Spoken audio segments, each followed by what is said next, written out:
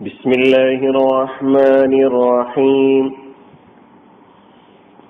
സൂറത്തുൽ ശർഹ് ആയത്ത് നമ്പർ 2, 3. വിവരണം 2. وَوَضَعْنَا عَنكَ وِزْرَكَ الَّذِي أَنقَضَ ظَهْرَكَ. നിന്റെ മുതുകിനെ ഞെരിച്ചിരുന്ന ഭാരം നിന്നിൽ നിന്ന് നാം ഇറക്കി വെക്കുകയും ചെയ്തില്ലേ. സൂറത്തുൽ ശർഹിലെ 2-ാമത്തെയും 3-ാമത്തെയും ആയത്തുകളുടെ പദാനുപദ അർത്ഥമാണ് കഴിഞ്ഞ വിവരണത്തിലൂടെ നാം കേട്ടത്. ഈ ആയത്തുകളുടെ വിശദീകരണത്തിലേക്ക് കടക്കുമ്പോൾ നമ്മൾ ആമുഖത്തിൽ പറഞ്ഞത് നിങ്ങളുടെ ഓർമ്മയിലുണ്ടാകും. ആമുഖത്തിൽ നമ്മൾ പറഞ്ഞു, റസൂലുള്ളാഹി സ്വല്ലല്ലാഹി അലൈഹി വസല്ലമക്ക് നൽകിയ 3 മഹാനുഗ്രഹങ്ങൾ ആദ്യത്തെ 4 ആയത്തുകളിലൂടെ പറയുകയാണ് എന്ന്. അതിലൊന്ന് ശർഹു സ്വദർ 1-ാമത്തെ ആയത്തിലൂടെ നമ്മൾ പഠിക്കുകയുണ്ടായി. 2-ാമത്തത് ഈ 2 ആയത്തുകളിലൂടെ അള്ളാഹു നമ്മെ പഠിപ്പിക്കുകയാണ്. താങ്കളുടെ മുതുകിനെ ഞെരിച്ചിരുന്ന ഭാരം താങ്കളിൽ നിന്ന് നാം ഇറക്കി വെക്കുകയും ചെയ്തില്ല. ഇനി നമുക്ക് ഈ ഭാരം എന്താണ്? ഭാരം എന്നതിന് വിസ്ർ, കനത്ത ഭാരം, കടുത്ത ഭാരം എന്ന് നമ്മൾ പദാനുപദാർത്ഥം പറഞ്ഞപ്പോൾ മനസ്സിലാക്കുകയുണ്ടായി. നമുക്ക് ഈ വിസ്ർ തന്നെയാണ് ഇവിടെ വിശദീകരിക്കാനുള്ളത്. ഈ ആയത്തിൽ വന്ന വിസ്ർ എന്ന പദം 2 അർത്ഥങ്ങളിൽ വ്യാഖ്യാനിക്കപ്പെട്ടിട്ടുണ്ട്. ആ പദത്തിന് 2 അർത്ഥങ്ങളുണ്ട് എന്ന് നമ്മൾ കഴിഞ്ഞ ക്ലാസ്സിൽ മനസ്സിലാക്കുകയുണ്ടായി. അതിലൊന്ന് പാപം, തെറ്റ്, കുറ്റം എന്നെല്ലാമാണെങ്കിൽ 2-ാമത്തത് കനത്ത ഭാരം എന്ന അർത്ഥമാണ് നാം പറഞ്ഞിട്ടുള്ളത്. അപ്പൊ ഈ 2 അർത്ഥങ്ങൾ, ഈ 2 വ്യാഖ്യാനങ്ങളിലും ഈ 2 അർത്ഥങ്ങൾ ഉപയോഗിക്കപ്പെട്ടതായി കാണുന്നു. ചില ആളുകൾ പാപം എന്ന അർത്ഥത്തിലെടുത്ത് ഈ ആയത്തിനെ വ്യാഖ്യാനിച്ചിട്ടുണ്ട്. ചിലർ കനത്ത ഭാരം, കടുത്ത ഭാരം എന്ന അർത്ഥം എടുത്തുകൊണ്ട് വ്യാഖ്യാനിച്ചിട്ടുമുണ്ട്. അപ്പൊ കനത്ത ഭാരം എന്ന വ്യാഖ്യാനം മുന്നിൽ വെച്ചുകൊണ്ട് ഈ ആയത്തിനെ പരിശോധിക്കുമ്പോൾ ഇതിന്റെ അർത്ഥം എന്താണ്, ഉദ്ദേശം എന്താണ് എന്ന് നമുക്ക് പരിശോധിക്കാം. അപ്പൊ 2 അർത്ഥങ്ങളുണ്ട്. ഒന്ന് കടുത്ത, കനത്ത ഭാരം എന്നർത്ഥമാണ്. 2-ാമത്തത് പാപം, കുറ്റം, തെറ്റ് എന്ന അർത്ഥമാണ് വിസറിനുള്ളത്. അപ്പൊ ഈ 2 അർത്ഥങ്ങളിലും വ്യാഖ്യാനിച്ചുകൊണ്ട് ഈ 2 വ്യാഖ്യാനങ്ങളിൽ ഏതാണ് ഏറ്റവും ഈ ആയത്തിനോട്, ഖുർആനിന്റെ ആയത്തുകളോട്, ഖുർആനിന്റെ സന്ദേശങ്ങളോട്, പ്രവാചക സന്ദേശങ്ങളോട് കൂടുതൽ യോജിക്കുന്നത് എന്ന് നമുക്ക് മനസ്സിലാക്കേണ്ടതുണ്ട്. 1-ാമത്തെ അർത്ഥം, കനത്ത ഭാരം എന്ന അർത്ഥം നൽകുമ്പോൾ ഉദ്ദേശം റസൂലുള്ളാഹി സ്വല്ലല്ലാഹി അലൈഹി വസല്ലമ തങ്ങൾ, നമുക്കറിയാം, നുബുവത്തും റിസാലത്തും പ്രവാചകത്വം ലഭിക്കുന്നതിന് മുമ്പ് സ്വന്തം ജനത്തിന്റെ ജാഹിലിയത്ത്, അവിവേകം, അവരുടെ അധാർമികത, അവരുടെ അക്രമം, ഇതൊക്കെ കണ്ട് നബി സല്ലല്ലാഹു അലൈഹി വസല്ലമ അങ്ങേയറ്റം വേദനിക്കുകയും അവരകപ്പെട്ട അവിവേകത്തെയും ജാഹിലിയത്തിനെയും ഓർത്ത് വിചാരിച്ച് മാനസികമായ സംഘർഷത്തിലാവുകയും ചെയ്തിട്ടുണ്ട് എന്നതാണ് സത്യം. അപ്പൊ ആ മാനസികമായ സംഘർഷം, ആ മനസ്സിനെ വല്ലാതെ മതിച്ചുകൊണ്ടിരുന്ന, പ്രയാസപ്പെടുത്തിക്കൊണ്ടിരുന്ന വിചാരം, എന്ത് വിചാരം? സ്വന്തം ജനത്തെ സംബന്ധിച്ചുള്ള അവരുടെ ജാഹിലിയത്തിനെ കുറിച്ചുള്ള, അവരകപ്പെട്ടിട്ടുള്ള അവിവേകത്തെക്കുറിച്ചുള്ള, അക്രമത്തെക്കുറിച്ചുള്ള, അധാർമിക പ്രവർത്തനങ്ങളെ കുറിച്ചുള്ള വിചാരത്താൽ ഉണ്ടായിട്ടുള്ള മനസ്സംഘർഷം, മാനസികമായ ആ ബുദ്ധിമുട്ട്, അതാണ് ആ ഭാരം എന്നതുകൊണ്ട് ഉദ്ദേശിക്കുന്നത്.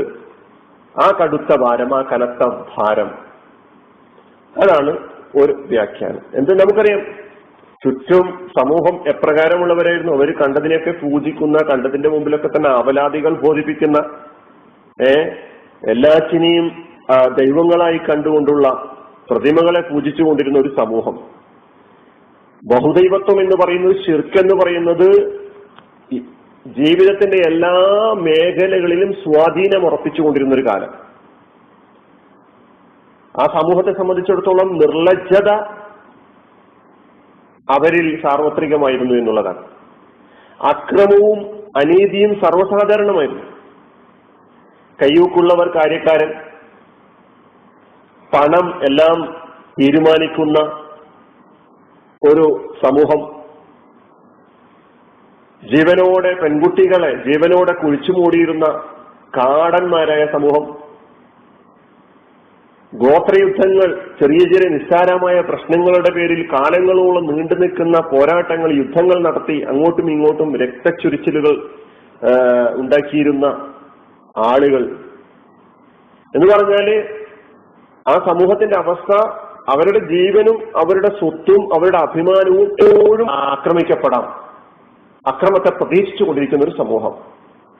നമ്മൾ സൂറത്തുൽ ആദിയാത്തൊക്കെ പഠിച്ചപ്പോൾ അതിന്റെ വിവരണത്തിൽ ചില സൂചനകളൊക്കെ നൽകിയിട്ടുണ്ടായിരുന്നു. അപ്പൊ ഈ ഒരു സ്ഥിതിവിശേഷമായിരുന്നു പ്രവാചകനെ അസ്വസ്ഥപ്പെടുത്തിക്കൊണ്ടിരുന്നത്. ഈ ഒരു സ്ഥിതിവിശേഷത്തെക്കുറിച്ചുള്ള വിചാരമാണ് പ്രവാചകനെ സല്ലല്ലാഹു അലൈഹി വസല്ലമയുടെ ഞെരിച്ചു കളഞ്ഞിരുന്ന, അങ്ങേറ്റം മുതുകൊടിച്ചു കളഞ്ഞിരുന്ന ഭാരം എന്ന് പറയുന്നത്. ആ ഭാരം അല്ലാഹു സുബ്ഹാനഹു വ തആല ഇറക്കി വെച്ചു. എങ്ങനെ? ഈ തകരാറുകൾ, ഈ തിന്മകൾ എങ്ങനെ പരിഹരിക്കാൻ കഴിയും എന്നതാണ് പ്രവാചകൻ സല്ലല്ലാഹു അലൈഹി വസല്ലം ആലോചിച്ചു കൊണ്ടിരുന്നത്. അങ്ങനെ അന്വേഷിച്ചു കൊണ്ടിരിക്കുകയാണ് അല്ലാഹു സുബ്ഹാനഹു വ തആല പ്രവാചകത്വം നൽകിക്കൊണ്ട് സന്മാർഗ ദർശനത്തിലൂടെ അല്ലാഹു അദ്ദേഹത്തിന്റെ ഭാരം ഇറക്കി വെച്ചു. ഇത് വലിയൊരു അനുഗ്രഹമാണ്. അപ്പൊ റിസാലത്ത് നൽകപ്പെട്ടതോടുകൂടി മനുഷ്യന്റെ ജീവൽ പ്രശ്നങ്ങളുടെ പരിഹാരം എന്താണ് എന്ന് വ്യക്തമായും റസൂലുള്ളാഹി സ്വല്ലല്ലാഹു അലൈഹി വസല്ലമക്ക് അവതരിപ്പിക്കാൻ കഴിയുന്ന സ്വഭാവത്തിലുള്ള ഹിദായത്ത് സന്ദേശം നബിയുടെ കയ്യിലെത്തി എന്നുള്ളതാണ്. അപ്പൊ അതിൽ നബി സല്ലല്ലാഹു അലൈഹി വസല്ലം പരിപൂർണമായി തൃപ്തിപ്പെട്ടു. അതാണ് ഒന്നാമത്തെ ആയത്തിന്റെ ശറഹ് സുദറിന്റെ വിശദീകരണത്തിൽ നമ്മളത് പറയുകയുണ്ടായി. അപ്പൊ തൗഹീദ്, റിസാലത്ത്, ആഖിറത്ത്, ഇതാണ് ജീവൽ പ്രശ്നങ്ങളുടെ, മനുഷ്യന്റെ ജീവിതവുമായി ബന്ധപ്പെട്ട എല്ലാ മേഖലകളിലെയും പ്രശ്നങ്ങൾക്ക് പരിഹാരം എന്ന് അവതരിപ്പിക്കാൻ റസൂലുള്ളാഹി സ്വല്ലല്ലാഹു അലൈഹി വസല്ലം കഴിഞ്ഞു. ഈ വ്യാഖ്യാനമാണ് ഒന്നാമതായിട്ട് നൽകാനുള്ളത്. ഇതാണ് ഈ ആയത്തിനോട് ഏറ്റവും ശരിയായ വ്യാഖ്യാനം എന്ന് ഞാൻ പറഞ്ഞുകൊണ്ട് രണ്ടാമത്തെ വ്യാഖ്യാനം എന്തിനാണ് നിങ്ങളുടെ മുമ്പിൽ അവതരിപ്പിക്കുന്നതെന്ന് വെച്ചാൽ, നിങ്ങളിൽ ചിലരെങ്കിലും ഈ രണ്ടാമത്തെ വ്യാഖ്യാനം എവിടെന്നെങ്കിലും കേൾക്കുകയോ വായിക്കുകയോ ചെയ്തിട്ടുണ്ടാകാം. അതുകൊണ്ട് മാത്രം രണ്ടാമത്തെ വ്യാഖ്യാനം കൂടി നിങ്ങളുടെ മുമ്പിൽ അവതരിപ്പിക്കുകയാണ്. അപ്പൊ രണ്ടാമത്തെ വ്യാഖ്യാനത്തിനല്ല പ്രാമുഖ്യം നൽകേണ്ടത്, ഈ ഒന്നാമത്തെ വ്യാഖ്യാനത്തിനാണെന്ന് സൂചിപ്പിച്ചുകൊണ്ട് രണ്ടാമത്തെ വ്യാഖ്യാനം പറയട്ടെ. രണ്ടാമതായി വ്യാഖ്യാനിക്കുന്നത് ചില പണ്ഡിതന്മാർ വിസ്ർ എന്ന പദത്തിന് പാപം എന്ന അർത്ഥമാണ്, തെറ്റ് എന്ന അർത്ഥമാണ്, കുറ്റം എന്ന അർത്ഥമാണ് എന്ന് നൽകുകയാണ്. അതായത് റിസാലത്തിന് മുമ്പ്, അതായത് പ്രവാചകത്വ ലബ്ധിക്ക് മുമ്പ് ജാഹിലിയ കാലത്ത് മഅദല്ലാഹ് അള്ളാഹുവിന്റെ റസൂലിൽ നിന്ന് ചില തെറ്റുകൾ വന്നുപോയിരുന്നു. അതിനെ സംബന്ധിച്ചിട്ടുള്ള വിചാരം തിരുമേനിക്ക് ഒരു മഹാഭാരമായിട്ട് അനുഭവപ്പെട്ടിരുന്നു. ഈ സൂക്തം അവതരിപ്പിച്ചുകൊണ്ട് ആ തെറ്റ് അള്ളാഹു മാപ്പാക്കിയിരിക്കുന്നു എന്ന് അള്ളാഹു തിരുമേനിയെ അറിയിച്ചുകൊണ്ട് നബിയെ സമാധാനിപ്പിക്കുകയാണ് എന്നാണ് ഈ രണ്ടാമത്തെ വ്യാഖ്യാനക്കാർ ഈ ആയത്തിന് നൽകുന്ന വിശദീകരണം. ഇത് നമുക്ക് പ്രത്യക്ഷത്തിൽ തന്നെ പ്രവാചകനിലേക്ക് ബന്ധപ്പെടുത്തി പാപത്തെയും തെറ്റിനെയും കുറ്റത്തെയും ബന്ധപ്പെടുത്തി പറഞ്ഞപ്പോൾ തന്നെ ഇത് ഗുരുതരമായ അബദ്ധ വ്യാഖ്യാനമാണ് എന്ന് മനസ്സിലാക്കാൻ കഴിയും. വിസ്ർ എന്ന പദത്തിന് പാപം എന്ന അർത്ഥമുണ്ട് എന്ന് നമ്മൾ നിഷേധിക്കുന്നില്ല. പക്ഷേ കനത്ത ഭാരം എന്ന അർത്ഥം കൂടി വിസ്റിനുണ്ട് എന്ന് നമ്മൾ മനസ്സിലാക്കി കഴിഞ്ഞു. അപ്പോ വിസ്ർ എന്ന പദത്തിന്റെ തെറ്റ്, പാപം, കുറ്റം എന്ന അർത്ഥം മാത്രം സ്വീകരിക്കുന്നതിൽ ഒരു ന്യായവുമില്ല. കാരണം ഈ വിസ്ർ എന്ന പദത്തിന്റെ ഈ രണ്ട് അർത്ഥങ്ങളിൽ പ്രവാചകൻ സല്ലല്ലാഹു അലൈഹി വസല്ലമയുമായി ബന്ധപ്പെടുത്തി പ്രവാചകന്റെ വിശുദ്ധമായ ജീവിതം മുന്നിൽ വെച്ചുകൊണ്ടുള്ള വിശദീകരണങ്ങളും വ്യാഖ്യാനങ്ങളും നൽകുമ്പോൾ പാപം, തെറ്റ്, കുറ്റം എന്ന അർത്ഥമാണോ ഏറ്റവും യോജിച്ചതാവുക, അല്ല ആദ്യം പറഞ്ഞിട്ടുള്ള കനത്ത ഭാരം എന്ന അർത്ഥമാകുമോ എന്നാണ് നമ്മൾ പരിശോധിക്കേണ്ടത്. നബി സ്വല്ലല്ലാഹു സംബന്ധിച്ചിടത്തോളം നബി സ്വല്ലല്ലാഹു റിസാലത്തിന് മുമ്പ് തന്നെ, പ്രവാചകത്വത്തിന് മുമ്പ് തന്നെ നബിയുടെ ജീവിതം അത്യന്തം പരിശുദ്ധമായിരുന്നു എന്നുള്ളതാണ്. വിശുദ്ധമായ ജീവിതത്തിന്റെ ഉടമയാണ്. ഖുർആൻ നബിയുടെ എതിരാളികൾക്ക് മുമ്പിൽ ഒരു വെല്ലുവിളിയായി പ്രവാചകന്റെ ജീവിതം എടുത്ത് ഉന്നയിച്ചിട്ടുണ്ട്. നബിയുടെ നിങ്ങൾക്കിടയിൽ ജീവിച്ച പ്രവാചകൻ, നിങ്ങൾക്കറിയാവുന്ന മുഹമ്മദ്.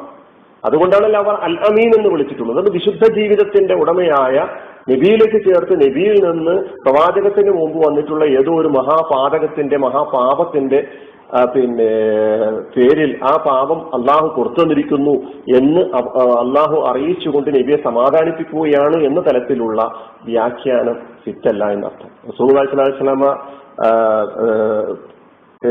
സംബന്ധിച്ച് സൂറത്ത് യൂനുസിലെ 16-ാമത്തെ ആയത്തിൽ റസൂലുള്ളാഹി സ്വല്ലല്ലാഹു അലൈഹി വസല്ലം നബി സല്ലല്ലാഹു അലൈഹി വസല്ലം അവരെ നബിയോട് തന്നെ അവരോട് പറയുക, ഫഖദ് ലബിസ്തു ഫീകും ഉമുറൻ മിൻ ഖബലിഹി, ഈ ഖുർആൻ അവതരിപ്പിക്കുന്നതിന് മുമ്പ് ഞാൻ നിങ്ങൾക്കിടയിൽ വർഷങ്ങളോളം, ഒരുപാട് വർഷം ജീവിച്ചിട്ടുണ്ടല്ലോ, നിങ്ങൾക്ക് എന്നെ കുറിച്ച് അറിയാം എന്ന് പറയുന്ന ആ വാക്ക് തന്നെ നമുക്ക് വ്യക്തമാക്കി തരുന്ന ഒരു വിശുദ്ധമായ ജീവിതത്തിന് ഉടമയായിരുന്നു പ്രവാചകത്വത്തിന് മുമ്പും റസൂലുള്ളാഹി സ്വല്ലല്ലാഹു അലൈഹി വസല്ലമ എന്നതാണ് നമുക്ക് മനസ്സിലാക്കാൻ കഴിയുന്നത്. അതുകൊണ്ട് പാപം, തെറ്റ്, കുറ്റം എന്ന് പറയുന്ന ഈ രണ്ടാമത്തെ വ്യാഖ്യാനമല്ല ഈ ആയത്തിനോട് ഏറ്റവും അടുത്ത് നിൽക്കുന്നത്. നേരെമറിച്ച് ഒന്നാമത് നമ്മൾ പറഞ്ഞിട്ടുള്ള കനത്ത ഭാരം, ആ ഭാരം എന്താണ് എന്ന് നമ്മൾ പറയുകയുണ്ടായി. ഏതായിരുന്നാലും കാര്യങ്ങൾ യഥാവിധി മനസ്സിലാക്കുവാനും ശരിയായ വ്യാഖ്യാനത്തിലൂടെ മുന്നോട്ട് പോകുവാനും അല്ലാഹു സുബ്ഹാനഹു വ തആല നമ്മെ സഹായിക്കുമാറാകട്ടെ. വആഖിറു ദഅവാനാ അൽഹംദുലില്ലാഹി റബ്ബിൽ ആലമീൻ. അസ്സലാമു അലൈക്കും വറഹ്മത്തുള്ളാഹി.